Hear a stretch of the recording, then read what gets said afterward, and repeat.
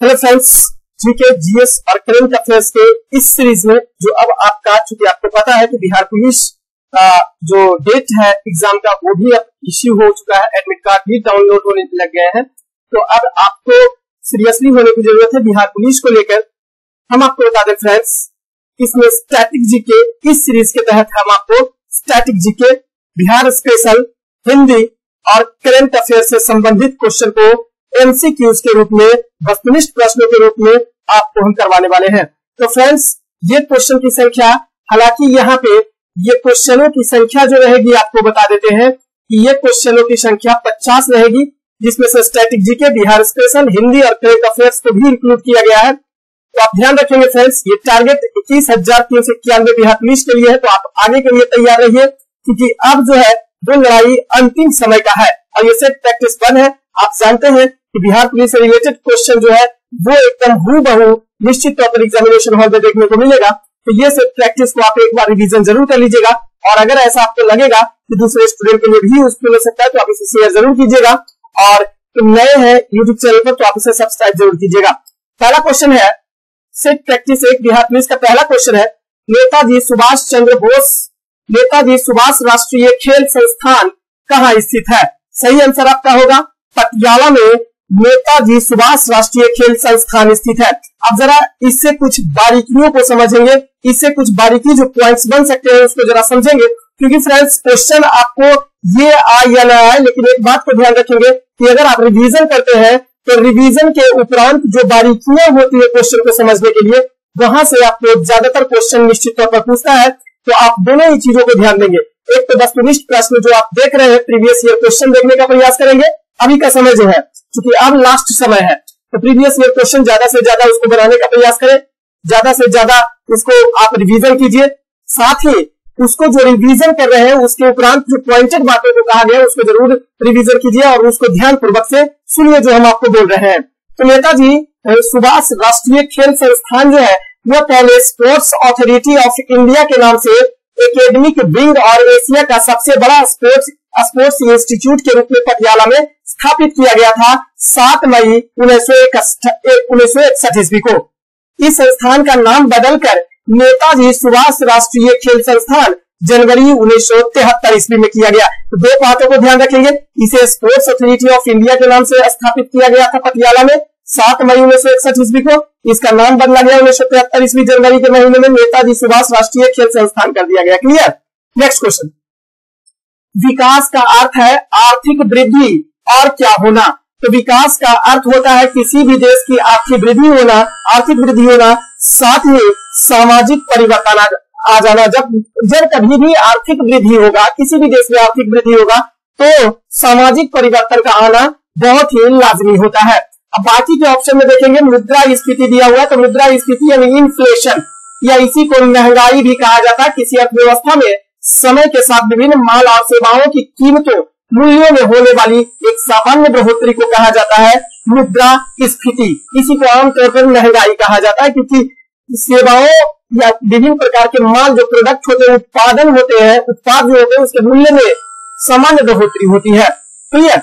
बस मुद्रा स्फीति क्या होता है? तो जब किसी अर्थव्यवस्था में मुद्रा की मात्रा में कमी तथा वस्तु और सेवा की मात्रा में वृद्धि हो जाती है, तो यह स्थिति मुद्रा स्थिति कहलाती है। क्लियर? फिर ऑप्शन नंबर सी में आता है मुद्रा मूल्य स्थिरता। क्लियर?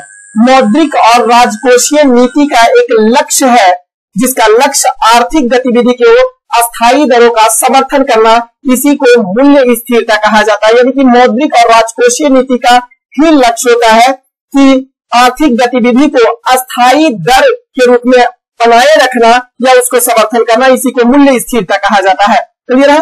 नेक्स्ट क्वेश्चन, NEAP, बड़ा इंपॉर्टेंट क्वेश्चन है। NEAP संकेताक्षर का पूर्ण रूप क्या होता है? तो national adult education programme, option number B आपका सही आंसर होगा।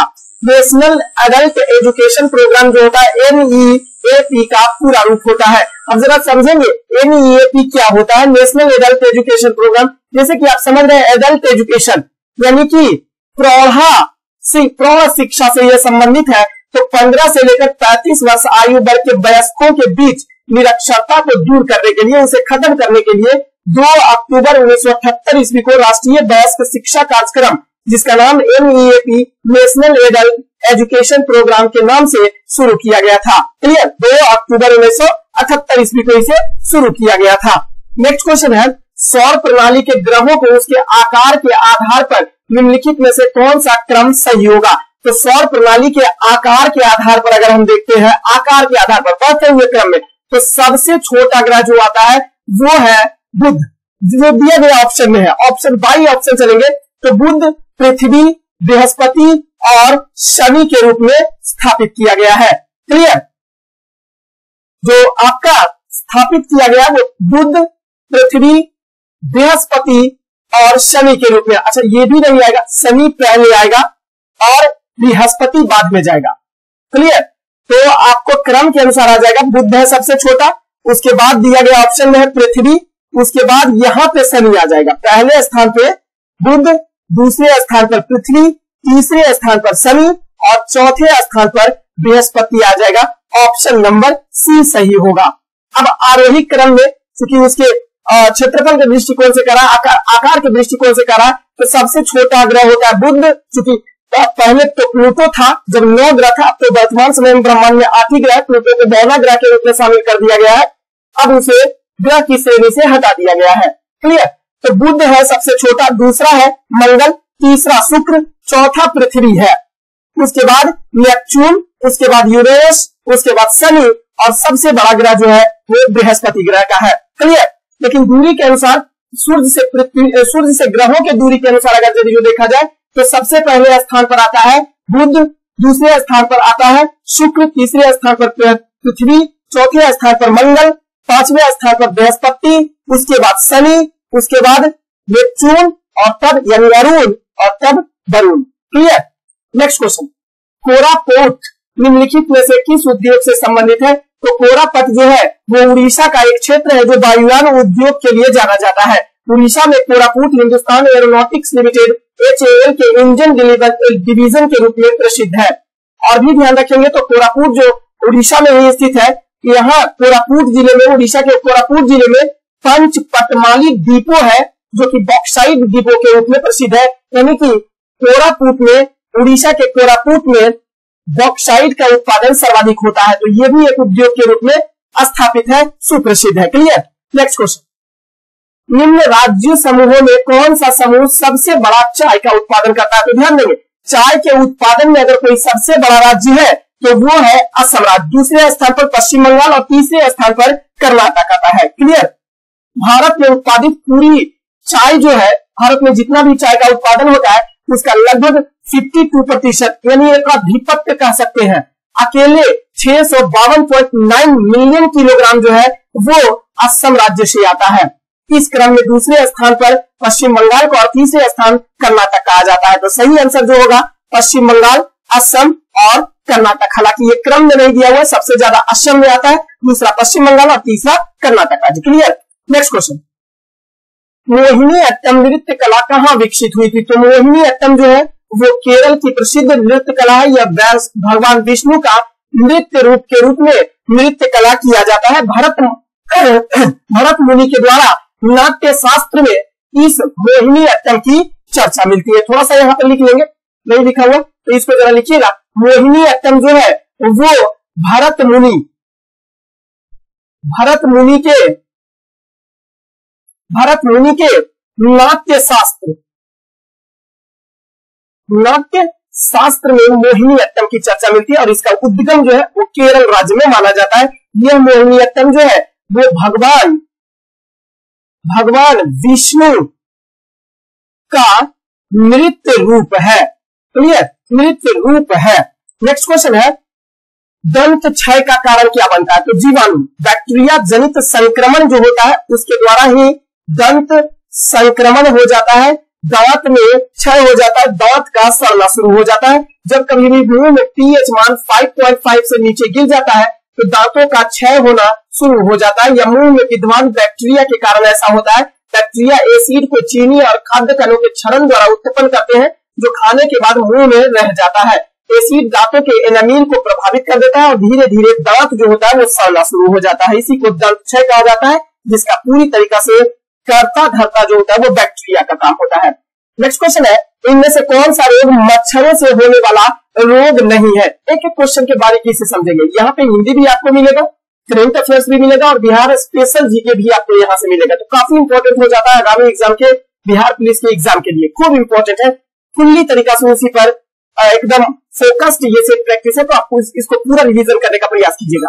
क्वेश्चन है कौन सा रोग मच्छरों से होने वाला रोग इसमें से नहीं है? डेंगू, बुखार, मलेरिया, फाइलोरोसिस या घेंघा? तो घेंघा जो होता है वो आयोडीन की कमी से होने वाला रोग होता है। घेंघा रोग जो होता है वो आयोडीन की कमी से होने वाला रोग होता है। अब जरा इसको देखिएगा, मच्छर के काटने से जो होने वाला डेंगू है, मच्छर से काटने वाला जो रोग है उसको जरा एक बार ध्यान दे लेते हैं। तो डेंगू, चिकनगुनिया, मलेरिया, गैस्ट्रोएंटेराइटिस, इसके अलावा फाइलोरोसिस भी ध्यान रखेंगे। ये सभी घातक बीमारियां जो होती है वो मच्छर के काटने से हो जाती है। घेंघा ग्वाइटर में हो जाता है, तो थायराइड ग्रंथि के खराब होने के कारण ही हो जाता है आयोडीन की कमी से। Clear? Next question,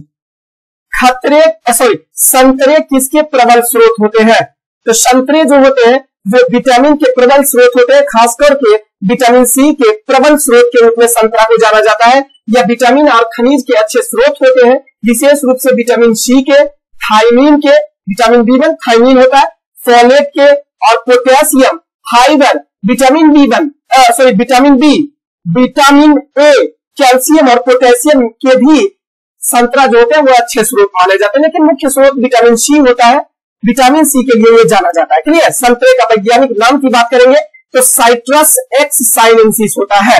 next question है, रेशम किसके द्वारा उत्पन्न होता है या किससे उत्पन्न होता है? तो जब दो बातें इसमें से ध्यान रखेंगे कि रेशम यानी सिल्क जो होता है वो प्राकृतिक प्रोटीन से बना हुआ होता है। पहली बात, रेशम जो होता है वो प्रोटीन का बना होता है, जो प्राकृतिक प्रोटीन होता है। क्लियर? अब यह रेशा जो होता है, ये प्रोटीन एक प्रकार का रेशा होता है जो रेशम का प्राकृतिक प्रोटीन से बना रेशा होता है रेशम। क्लियर? अब यह जो रेशा होता है वो कुछ कीड़ों के लार्वा के द्वारा बनाया जाता है, लेकिन ध्यान रखेंगे सबसे उन्नत या उत्तम श्रेणी का रेशम जो होता है वो शहतूत के पत्तों पर पलने वाले कीड़ों के लार्वा अवस्था के द्वारा बनाया जाता है। तो सही आंसर जो होगा वो होगा लार्वा अवस्था से बनाया जाता है। क्लियर? हालांकि प्यूपा अवस्था से भी बनाया जाता है। रेशम कीड़ा का जो पालन होता है उसे रेशम की प्राप्ति, रेशा की प्राप्ति प्यूपा अवस्था से भी होती है, लेकिन वाणिज्यिक तौर पर रेशम जो बनता है वो लार्वा अवस्था से बनता है। क्लियर? उत्तम श्रेणी का।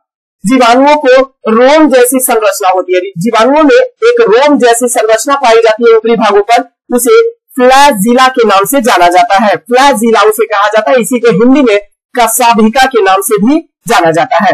क्लियर? जीवाणु की खोज एंटोनी वॉन ल्यूवेनहॉक के द्वारा किया गया था। नेक्स्ट क्वेश्चन है, किसी देश का निबल राष्ट्रीय उत्पाद NNP net national product, nibble राष्ट्रीय उत्पाद क्या होता है?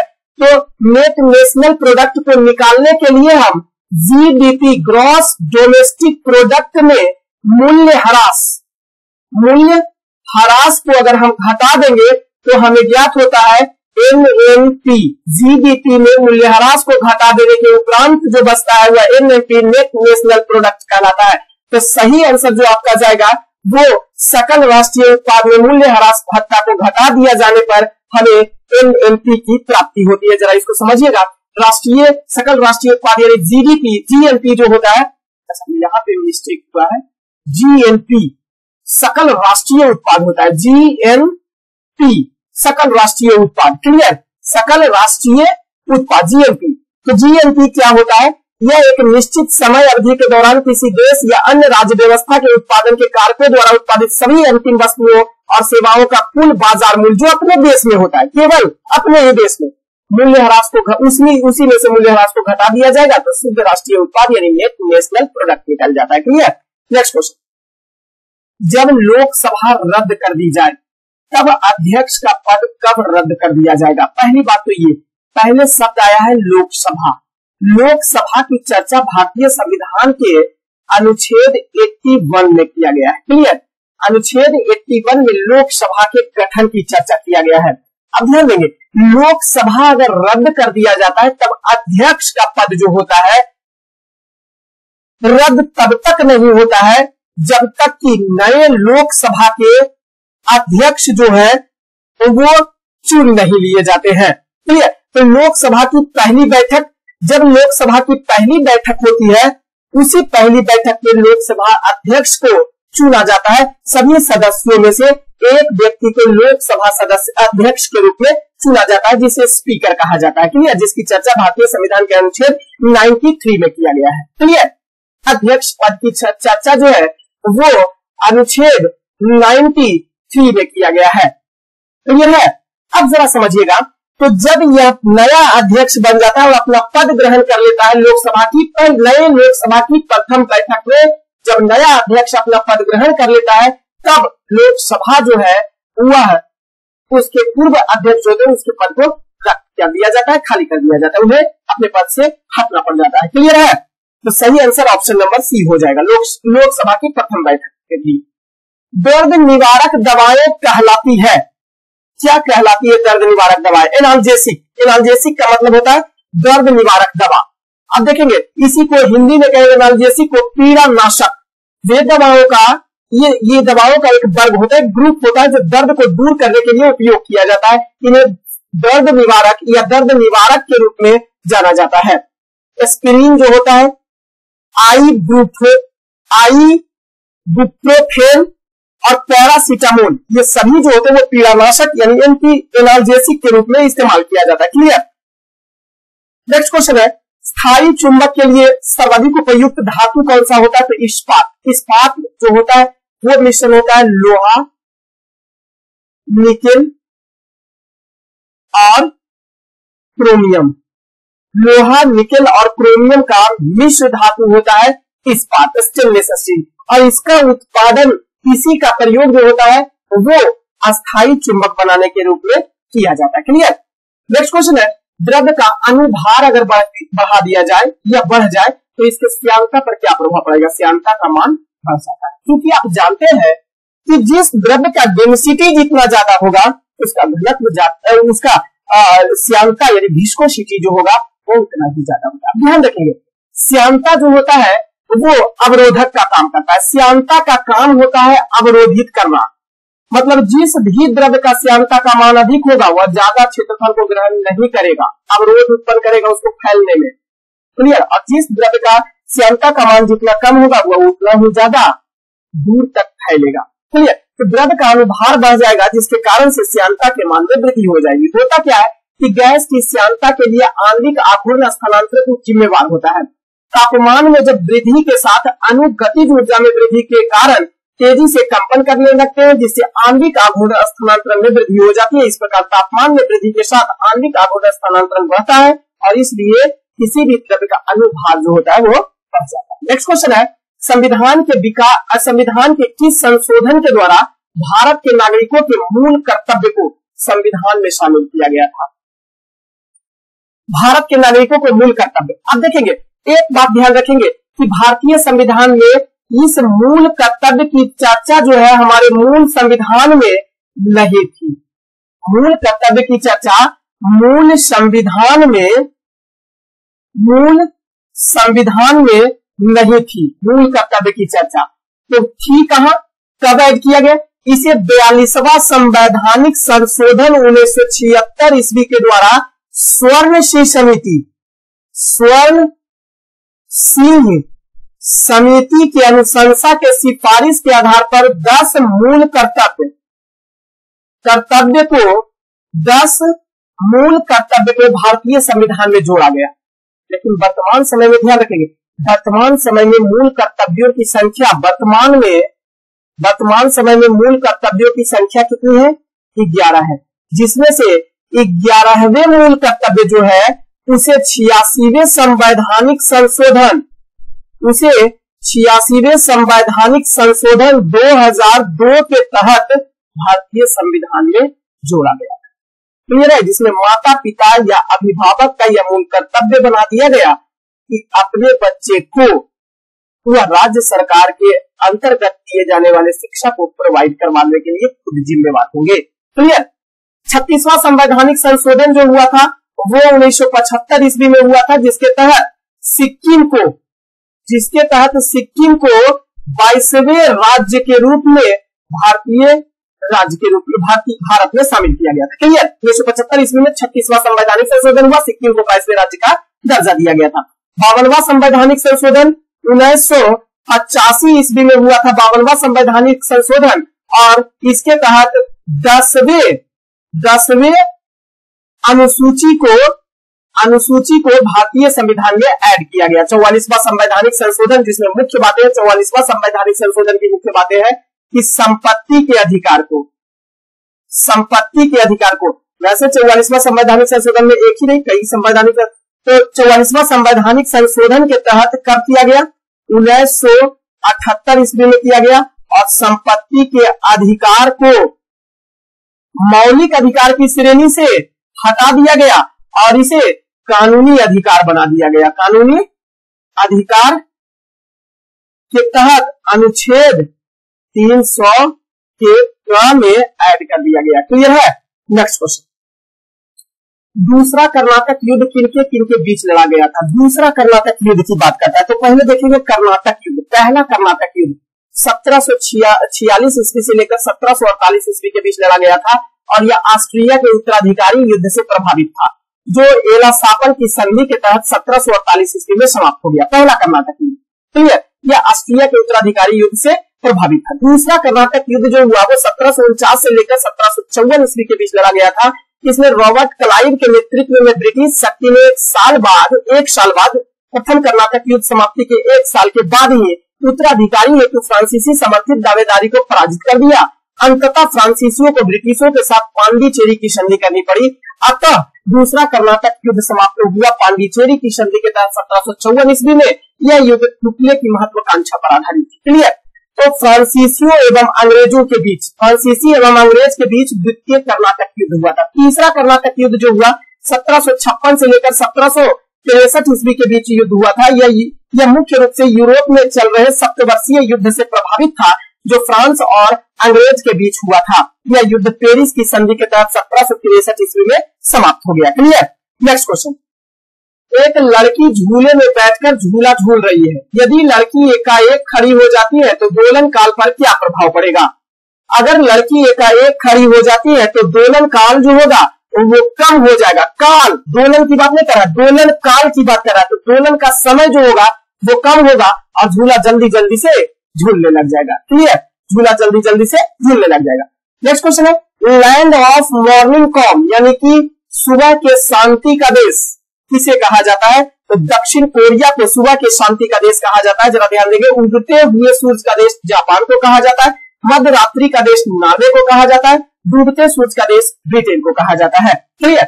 Next question, FAO food and agriculture organisation का मुख्यालय कहाँ है? इसी का FAO का मुख्यालय जो है वो रोम में, इटली के रोम में स्थित है। जरा देखिएगा, खाद्य और कृषि संगठन फूड एंड एग्रीकल्चर ऑर्गेनाइजेशन की स्थापना जो हुई वो 1945 ईस्वी में हुई थी, संयुक्त राष्ट्र संघ के तहत की गई थी।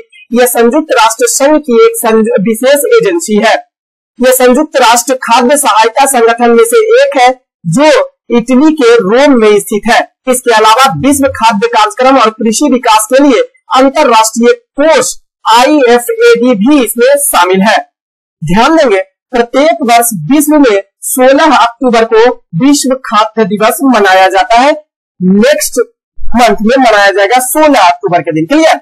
Next question, radio active iodine का प्रयोग निम्नलिखित में से किस रोग के उपचार के लिए किया जाता है? तो किस रोग के उपचार के लिए? तो थायराइड रोग के उपचार के लिए करने के लिए आयोडीन समस्थानिक रेडियो एक्टिव का प्रयोग किया जाता है। इससे ध्यान दीजिएगा कि रेडियो एक्टिव आयोडीन के समस्थानिक आयोडीन 131 का प्रयोग थायराइड कैंसर व थायराइड के विकारों के इलाज के लिए किया जाता है। साथ ही में आप ये भी ध्यान रखेंगे कि आयोडीन के समस्थानिक 125 का प्रयोग आंख के कैंसर के उपचार में किया जाता है। क्लियर? नेक्स्ट क्वेश्चन, आईने अकबरी किसके द्वारा लिखी गई है? तो आईने अकबरी जो है वो अबुल फजल के द्वारा लिखा गया है। यह 3 खंडों में, आईने अकबरी जो है वो 3 खंडों में विभाजित है। इसी में जरा देखेंगे, 16वीं शताब्दी में अकबर के शासनकाल से संबंधित यह ग्रंथ है। इसकी रचना अकबर के ही एक नवरत्न दरबारी जो थे वो अबुल फजल थे, इनके द्वारा ही आईन अकबर की रचना किया गया। अकबर के दरबार, इसके प्रशासन के बारे में इस आईन अकबरी में चर्चा की गई है। यह आईन अकबरी 3 खंडों में विभाजित है, जिनमें से सबसे अंतिम खंड जो है वो है अकबरनामा। क्लियर, अबुल फजल के द्वारा ही अकबरनामा, ये तीसरा खंड है आईन अकबरी का। ये खंड स्वयं 3 प्रखंडों में, यानी अकबरनामा जो है वो 3 खंडों में विभाजित है। नेक्स्ट क्वेश्चन है, एक राज्य का राज्यपाल क्या होता है? तो राष्ट्रपति के द्वारा नियुक्त होता है, राष्ट्रपति के द्वारा नियुक्त किया जाता है एक राज्य के राज्यपाल की चर्चा। अब जरा ध्यान दीजिएगा, राज्य के राज्यपाल की चर्चा भारतीय संविधान के अनुच्छेद की बात करेंगे तो 153 153वें अनुच्छेद में राज्यपाल के पद की चर्चा किया गया है। क्लियर, राज्यपाल के पद की चर्चा अनुच्छेद 153 में किया गया है तथा राज्य की कार्यकारी शक्ति राज्यपाल में निहित होगी और इसका प्रयोग भारत के संविधान के अनुच्छेद 154 के अनुसार सीधे या अपने किसी अधीनस्थ अधिकारी के माध्यम से करेगा। ध्यान देंगे, राज्यपाल का पद जो होता है वो राष्ट्रपति का प्रसाद पर्यंत पद धारण करता है। यह राष्ट्रपति जब चाहेगा जब इसे कच्चा पकड़ के बाहर कर सकता है।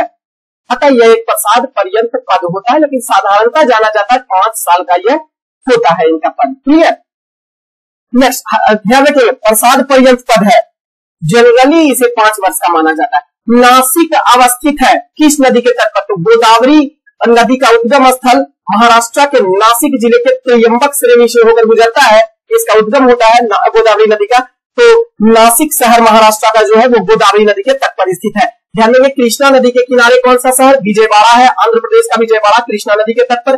कावेरी नदी के किनारे बसा हुआ तिरुचिरापल्ली शहर है। नासिक, औरंगाबाद, निजामाबाद ये सभी गोदावरी नदी के तट पर है।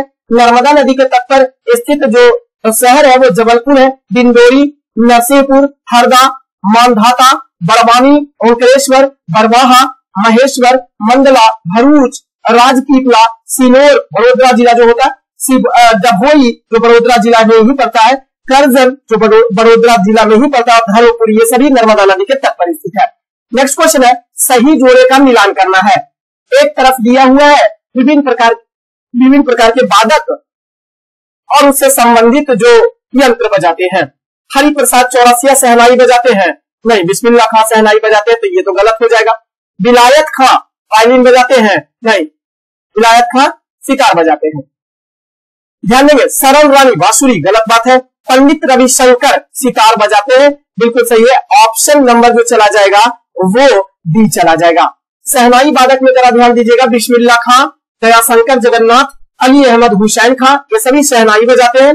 वायलिन वादक से संबंधित है डॉक्टर एन राजन, संगीता राजन, पूर्णाकुड़ी वैद्यनाथन, टी एन कृष्णन, विष्णु गोविंद जोग, एल सुब्रमण्यम ये सभी वायलिन बजाते हैं। बांसुरी वादक में पन्नालाल घोष, हरिप्रसाद चौरसिया, बी कुंजमणि, एन नीला, राजेंद्र प्रसन्ना, राजेंद्र कुलकर्णी ये सभी बांसुरी बजाते हैं। जबकि सितार वादक से है पंडित रविशंकर, निखिल बनर्जी, विलायत खां, बंदे हसन, साहिब परवेज, उमाशंकर मिश्र, उदयादित्य मुखर्जी ये सभी बांसुरी ये सितार वादक है। Clear, next question, Konkan railway परियोजना का लाभ निम्नलिखित में से किस राज्य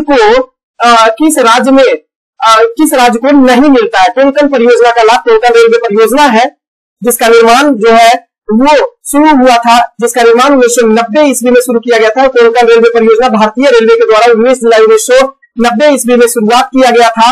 यह वर्ष 1998 ईस्वी में बनकर तैयार हुआ और रनिंग में आ गया। इसका मुख्यालय मुंबई में स्थित है। ध्यान देंगे, कोंकण रेलवे परियोजना का निर्माण गोवा, महाराष्ट्र तथा कर्नाटक के मध्य रेल मार्ग द्वारा एक लिंक प्रदान करने के लिए किया गया है। जो रोहा स्टेशन महाराष्ट्र में पड़ता है, जो महाराष्ट्र के रोहा से मंगलूर, कर्नाटक के मंगलूर स्टेशन के बीच 760 किलोमीटर की लंबाई है इस कोंकण रेलवे परियोजना की। क्लियर, इस कोंकण रेलवे परियोजना के अंतर्गत लाभान्वित राज्य जो है वो 4 राज्य महाराष्ट्र, गोवा, कर्नाटक और केरल राज्य है। इसमें आंध्र प्रदेश छप जाएगा आपका। नेक्स्ट क्वेश्चन है, ईसा से 483 ईस्वी पूर्व बृहत बौद्ध सम्मेलन कहाँ हुआ था? तो 483 ईस्वी पूर्व में प्रथम बौद्ध संगति हुआ था, राजगृह में हुआ था अजातशत्रु के शासनकाल में, जिसके अध्यक्ष जो थे वो महाकश्यप थे। द्वितीय बौद्ध संगति 383 ईसा पूर्व में हुआ था, वैशाली में हुआ, साबाकालिनी की अध्यक्षता में, और इसके शासन अशोक के शासनकाल में। तृतीय बौद्ध संगति अशोक के शासनकाल में हुआ था पाटलिपुत्र में 255 ईसा पूर्व में, तथा इसके अध्यक्ष मोगली पुत्र थे। चतुर्थ बौद्ध दशरथी का आयोजन ईस्वी के प्रथम शताब्दी में कनिष्क के शासनकाल में कुंदलवन कश्मीर में हुआ, जबकि इसके अध्यक्ष वसुमित्र और उपाध्यक्ष अशोक घोष थे। क्लियर। नेक्स्ट क्वेश्चन, मनुष्य के शरीर के किस भाग से इंसुलिन का स्रावन होता है? तो अग्नाशय के बिक्टा सेल से इंसुलिन का स्रावन होता है। तो इंसुलिन हमारे शरीर में मधुमेह की बीमारी को रोकता है। इंसुलिन का स्रावन जब होता है तो अतिरिक्त जो ग्लूकोज होता है उसको ग्लाइकोजन के रूप में परिणत कर देता है, जिसके कारण से डायबिटीज मेलिटस नामक बीमारी जो होती है उससे रक्षा हो जाती है। तो इंसुलिन अतिरिक्त ग्लूकोज को ग्लाइकोजन में बदल देता है। इंसुलिन की खोज बेंटिंग एवं बेस्ट के द्वारा 1921 ईस्वी में किया गया था। ध्यान रखेंगे कि अग्नाशय के बीटा सेल से स्रावित होता है। नेक्स्ट क्वेश्चन है, क्यूबा की मुद्रा किस रूप में जानी जाती है? तो क्यूबा की मुद्रा जो है वो क्यूबिक पेसो के रूप में जानी जाती है। ध्यान रखेंगे, डेनमार्क की मुद्रा जो है वो डेनिश क्रोन है। CFA फ्रैंक शुरुआत में फ्रांस की मुद्रा फ्रैंक से जुड़ी हुई थी, बाद में करीब 2 दशक पहले इसे यूरो से जोड़ दिया गया, यानी वर्तमान समय में जो फ्रांस की मुद्रा है वो यूरो के रूप में शामिल किया गया है। पहले यह फ्रैंक थी। क्यूबा की मुद्रा क्यूबियन पेसो है। नेक्स्ट क्वेश्चन है, सुप्रसिद्ध मयूर सिंहासन का निर्माण किस मुगल शासक ने करवाया था?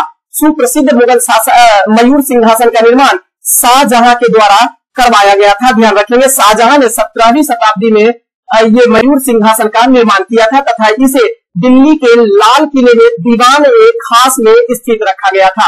ये भी क्वेश्चन पूछता है कि सबसे पहली बार मयूर सिंहासन को बनाकर कहां रखा गया? तो दीवान-ए-खास में रखा गया था, दिल्ली के लाल किले में शाहजहां के द्वारा बनवाया गया था। मयूर सिंहासन पर बैठने वाला अब्बे बादल खान, अब इसी में ध्यान रखेंगे ये मयूर सिंहासन का निर्माण करने वाला जो वास्तुकार था वो कौन था? तो ध्यान रखेंगे, बेबादल खान थे। मयूर सिंहासन पर बैठने वाला अंतिम मुगल शासक पूछता है तो मोहम्मद शाह था, जिसके शासनकाल में 1739 ईस्वी में नादिर शाह ने आक्रमण किया और तख्त-ए-ताऊस या मयूर सिंहासन को लूटकर ले गया था। क्लियर। नेक्स्ट क्वेश्चन, एड्स द्वारा शरीर की कौन सी प्रणाली सबसे अधिक प्रभावित हो जाती है? इम्यून प्रणाली। इम्यून प्रणाली का मतलब होता है प्रतिरक्षी तंत्र। प्रतिरक्षी तंत्र। अब ध्यान देंगे, एड्स का पूरा रूप क्या होता है? Acquired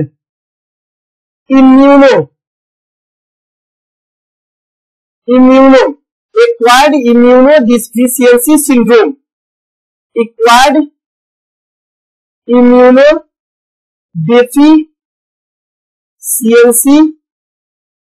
syndrome. अब यह एक्वायर्ड इम्यूनोडिफिशियंसी सिंड्रोम यानी एड्स जो होता है वो किस वायरस के कारण हो जाता है? तो HIV virus, human immuno virus के कारण यह रोग हो जाता है, जो हमारे प्रतिरक्षी तंत्र को खराब कर देता है, इम्यून सिस्टम को खराब कर देता है, जिसके कारण से रोग जो होता है वो आक्रमण आसानी से कर जाता है। अतः यही कारण है कि एड्स को एक रोग नहीं बल्कि रोगों का एक जड़ कहा जाता है।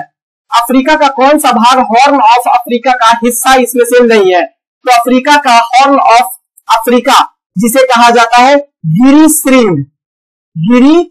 श्रिंग।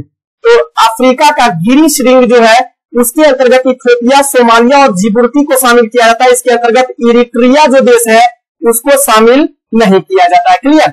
अब इसी के टर्म्स पर आप ध्यान दीजिएगा कि यूरोप महादेश को भी कई समूह में बांटा गया, जैसे अफ्रीका का हॉर्न ऑफ अफ्रीका गिरी श्रिंग के रूप में इथियोपिया, सोमालिया और जिबूती देश को शामिल किया था। उसी तरीके से यूरोप महादेश में भी इसको कई समूहों में बांटा गया, जिसके अंतर्गत अलग अलग देशों को शामिल किया गया है। जैसे यूरोप में बाल्कन राज्य के रूप में लताविया, लिथुआनिया और एस्टोनिया को शामिल किया गया, जबकि स्कैंडिनेवियाई देश के अंतर्गत 4 देश नॉर्वे, स्वीडन, डेनमार्क और आइसलैंड को शामिल किया गया है। जबकि यूके देश के रूप में यूके कंट्री ग्रुप के रूप में ब्रिटेन, आयरलैंड, थेल्स, वेल्स तथा स्कॉटलैंड को शामिल किया गया है।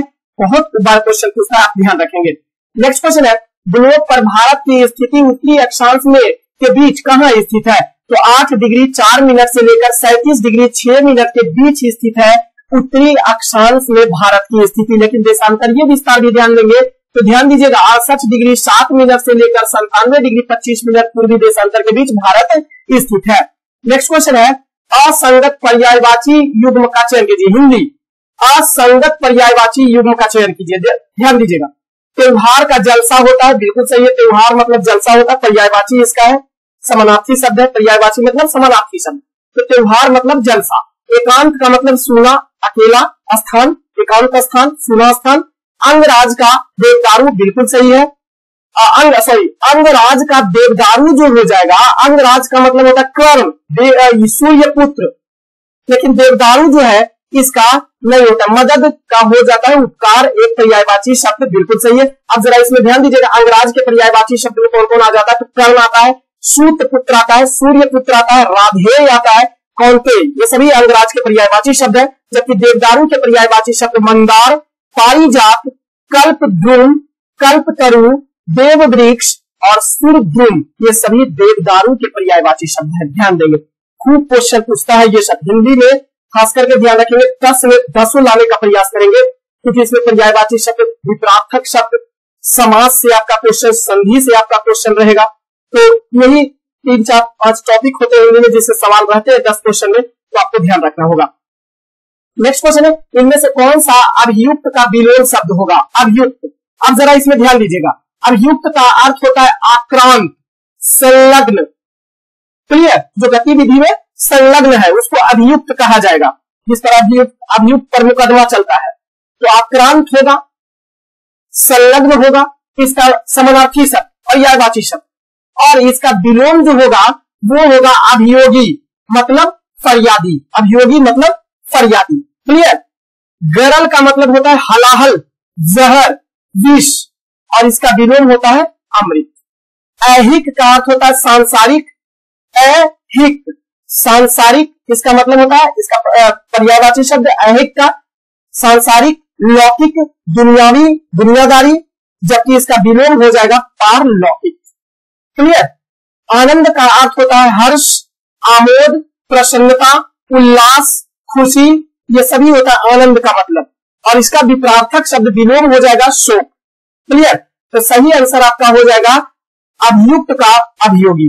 नेक्स्ट क्वेश्चन है, आंखों से गिरना, मुहावरे का सही अर्थ क्या हो जाता है? तो आदर भाव घट जाना, आंखों से गिर जाना, अपनी करनी के अनुसार हम खुद के आंखों से गिर चुके हैं, इसका शब्द होगा, क्लियर। तो आंखों से गिर जाना मतलब आदर भाव घट जाना। आंखों से गिरना मुहावरा का अर्थ होता है किसी की नजरों में फेल हो जाना या आदर भाव घट जाना। इसका प्रयोग होगा मैं तो अपनी ही करने से उनकी आंखों से गिर गया हूं, क्लियर। मुहावरा क्या होता है जरा इसको समझिएगा, कई बार शब्द से भी पूछ देता है मुहावरा कौन सा शब्द भाषा का शब्द है। तो मुहावरा जो है वो एक अरबी भाषा का शब्द है जिसका अर्थ होता है आदि होना या अभ्यास होना। कुछ विद्वान इसे वाग्धारा भी कहते हैं। मुहावरा शब्द सामान्य अर्थ से अलग विशेष अर्थ को प्रकट करता है। हम अपने दैनिक जीवन में कई बार अपने मन के भाव या विचारों को मुहावरों के शब्दों का प्रयोग करके उसको प्रकट कर देते हैं, क्लियर। नेक्स्ट क्वेश्चन, अन्य से संबंध न रखने वाला उसे क्या कहेंगे? अन्य से जो संबंध नहीं रखेगा उसे हम कहते हैं अनन्य। जो अन्य से संबंध नहीं रखेगा उसको अनन्य कहते हैं। लेकिन जिसका कोई घर नहीं हो, घर का मतलब होता है निकेत, घर का मतलब निकेत, तो जिसका कोई भी निकेत यानी घर नहीं हो उसे अनिकेत कहा जाता है, क्लियर। नेक्स्ट क्वेश्चन, दू माता में कौन सा समास होगा? अब जरा ये इंपॉर्टेंट क्वेश्चन है, दू माता में कौन सा समास होगा? तो दू माता में जो है वो दिग्गु समास का प्रयोग होगा। अब दिग्गु समास किसको कहते हैं जरा इसको समझिएगा।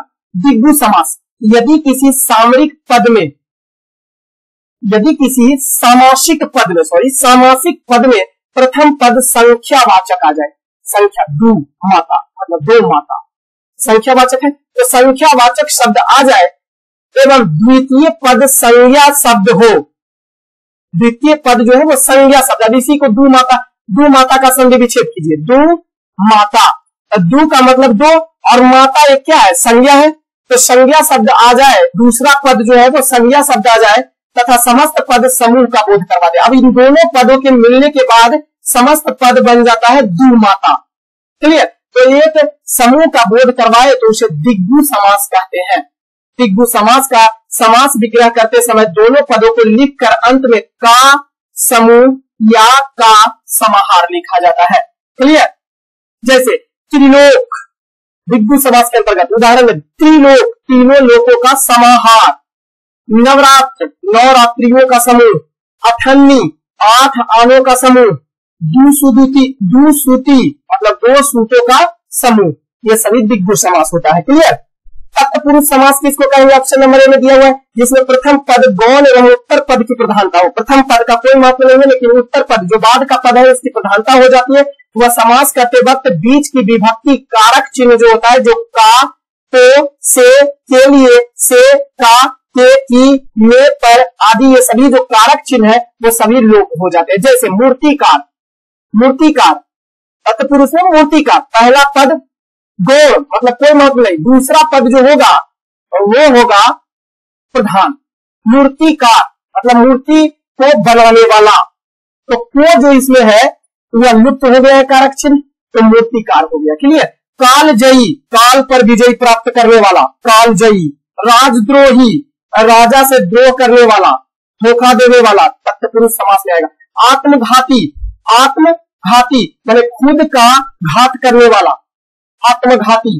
मांसाहारी, मांस को खाने वाला। क्लियर। तो ये सभी तत्पुरुष आते हैं। कर्मधारय समास क्या होता है? जिसका पहला पद विशेषण, दूसरा पद विशेष्य अथवा एक पद उपमान तथा दूसरा पद उपमेय हो। उदाहरण के लिए नील कमल, कर्मधारय समास। पहला पद विशेषण हो, दूसरा पद उसकी विशेष्य बताए। क्लियर। नील, जैसे नील कमल, नीला है जो कमल, कमल जो है वो उसकी विशेषता क्या है? वो नीला है। कमल जो है उसकी विशेषता क्या है? नीला। तो पहला पद विशेषता बतलाता है और दूसरा पद जो होगा वो विशेष्य होगा। क्लियर। तो नीला है जो कमल, नील कमल। कमल नयन, कमल के समान नयन। चंद्रमुखी, चंद्रमा के समान मुख, ये सभी कर्मधारय समास है। अव्ययी भाव समास क्या होता है? जहां प्रथम पद या पूर्व पद प्रधान हो तथा समस्त पद क्रिया विशेषण अव्यय हो, उसे अव्ययी भाव समास कहते हैं। अव्ययी भाव समास के पहले पद में अनु, अव्ययी भाव समास जहां लिखा हुआ रहेगा तो इसके पहचानने का उपाय है, अनु लगा हुआ रहेगा, आगे आ लगा हुआ रहेगा, प्रति लगा हुआ रहेगा, यथा लगा हुआ रहेगा, भर लगा हुआ रहेगा और हर लगा हुआ रहेगा। तो अनु, आ, प्रति, यथा, भर और हर लगा हुआ रहेगा आगे में, तो समझ जाएंगे अव्ययी भाव समास है। जैसे आ जन्मा, यथामति, प्रतिदिन, ये सभी अव्ययी भाव समास है। जिन शब्दों पर लिंग, कारक, काल आदि से कोई प्रभाव न पड़े अथवा जो अपरिवर्तित रह जाए उसे ही अव्यय कहा जाता है। ध्यान रखेंगे। नेक्स्ट क्वेश्चन है, बिहार में 5 से 7 किलोमीटर चौड़ा तराई क्षेत्र विस्तृत है। कहां से कहां तक विस्तृत है? तो ध्यान रखेंगे, पश्चिम में पश्चिमी चंपारण से लेकर पूरब में किशनगंज तक फैला हुआ है। यह है 5 से 7 किलोमीटर चौड़ाई वाले तराई क्षेत्र। बिहार में तराई का क्षेत्र पश्चिमी चंपारण की पहाड़ियों से लेकर पूर्व में किशनगंज तक 5 से 7 किलोमीटर चौड़ी पट्टी में फैला हुआ। यह तराई क्षेत्र नेपाल और भारत सीमा के समानांतर स्थित है। तराई क्षेत्र जो है वो भारत, नेपाल और भूटान में स्थित हिमालय के आधार में दक्षिण में स्थित क्षेत्रों को कहा जाता है। यह क्षेत्र पश्चिम में यमुना नदी से लेकर पूर्व में ब्रह्मपुत्र नदी तक फैला हुआ है। इस क्षेत्र में भूमि नमी है तथा अन्य क्षेत्र में घास के मैदान एवं वन्य है। तराई क्षेत्र के उत्तरी भाग जो है उसे भावर प्रदेश कहा जाता है, जबकि तराई क्षेत्र के दक्षिणी भाग को वानुगर प्रदेश कहा जाता है। ध्यान रखेंगे। नेक्स्ट क्वेश्चन है, वैदिक काल में बिहार का सबसे पहला उल्लेख किस वेद में किया गया है? तो वैदिक काल में बिहार का सबसे पहला उल्लेख जो है वो ऋग्वेद में किया गया है। देखेंगे, बिहार का प्राचीनतम वर्णन अथर्ववेद तथा पंचविश ब्राह्मण में मिलता है, जो कि संभवतः 8 से लेकर 10वीं ईसा पूर्व तक। और उस समय बिहार को जो अथर्ववेद में, ध्यान रखेंगे, अथर्ववेद में बिहार को व्रात्य प्रदेश, व्रात्य कहा गया, जबकि ऋग्वेद में इसे कीकट कहा गया है। ऋग्वेद में कीकट कहा गया। तो जाहिर सी बात है, ऋग्वेद पहले था, तो ऋग्वेद की रचना वैदिक काल में ही हो गई थी, उत्तर वैदिक काल में, ऋग्वैदिक काल में सही हो गई थी।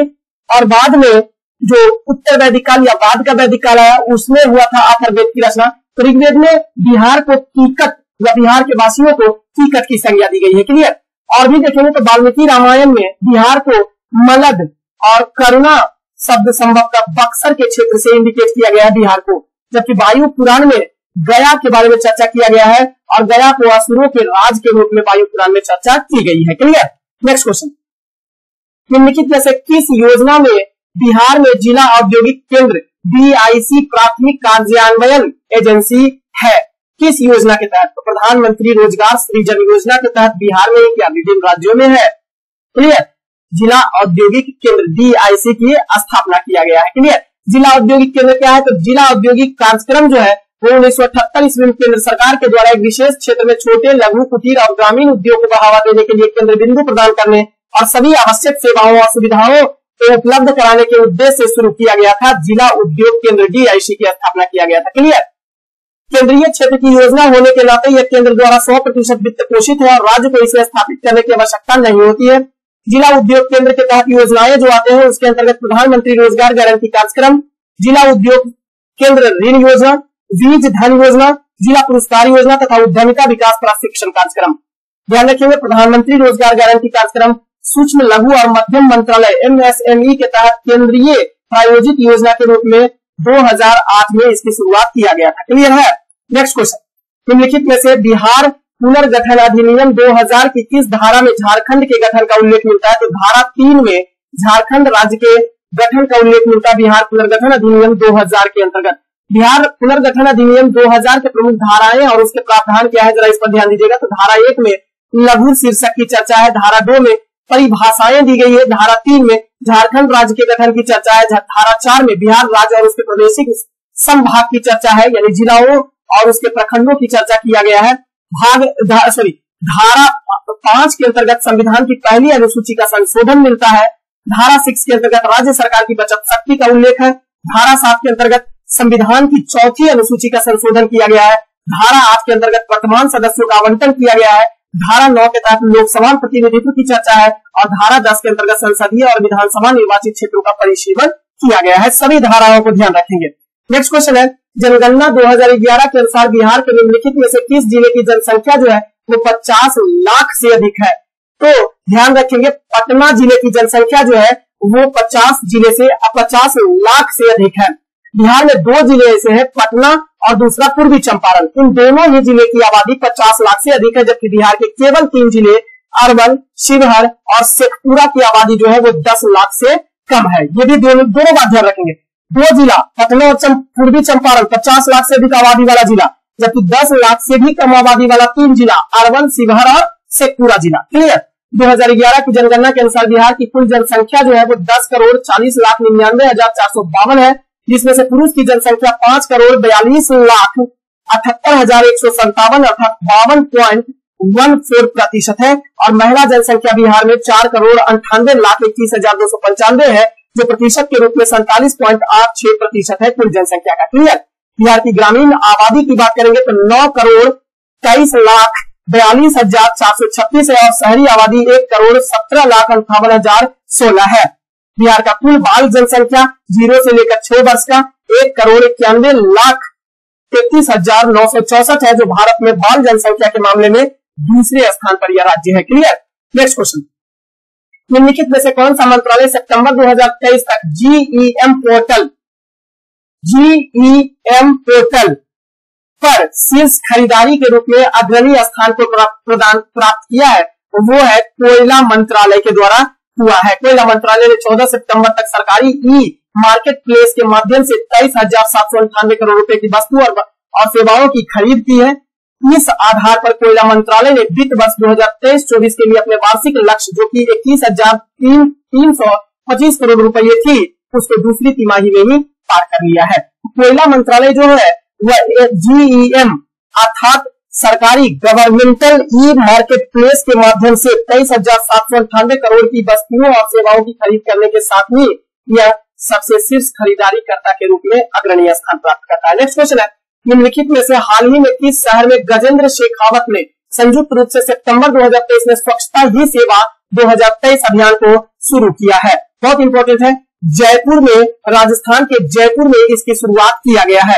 केंद्रीय जल शक्ति मंत्री गजेंद्र सिंह शेखावत, पंचायती राज्य एवं ग्रामीण विकास मंत्री गिरिराज सिंह और आवास एवं शहरी मामलों के मंत्री हरदीप सिंह पुरी ने संयुक्त रूप से जयपुर में 15 सितंबर 2023 को वर्चुअली रूप से स्वच्छता ही सेवा अभियान 2023 को लॉन्च किया है।